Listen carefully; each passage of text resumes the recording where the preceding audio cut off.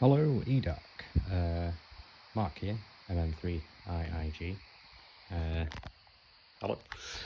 Just wanted to show what I've been working on over the past few weeks. It's a fully controllable VFO, and that little gadget there is the $3 breakout board that is producing the waves. We have the chip off an Arduino Uno, which I've put into a standalone configuration with power and a crystal oscillator.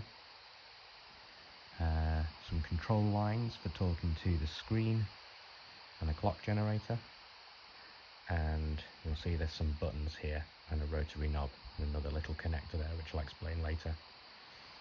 This Arduino here is only being used for power. You'll note there's no chip inside, and so literally just getting power from that. This is completely standalone.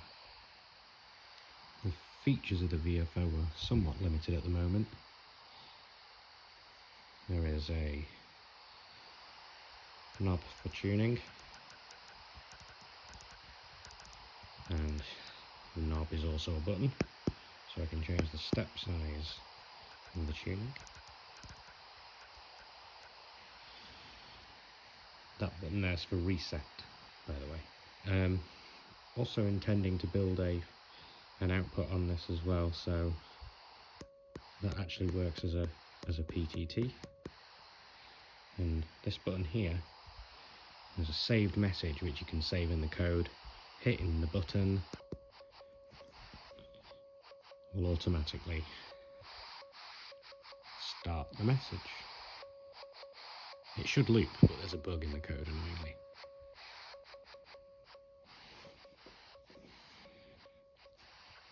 And then it stops. But yeah, I can plug in either power cables into here, 5V and ground, or I can plug in another board, which is over here right now. And that board can plug in, and I can supply 5V through the regulator, 12V at the top, and I'll feed the 12V in back into another pin. And then the hope is to maybe build some sort of circuit there for power amp, and also perhaps a filter.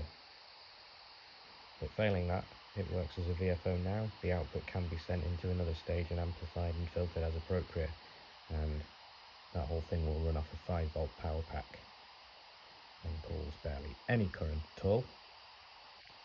Makes use of the low power sleep modes of the chip, so when there's no buttons being read, the chip goes to sleep. The board continues to run and outputs at a frequency, and the screen has a buffer, so once it's in the buffer, the chip can go to sleep. So hopefully should be good for sort of low power draw as well. Anyway, hope that's interesting. There's some code. Perhaps I'll share the code later as well.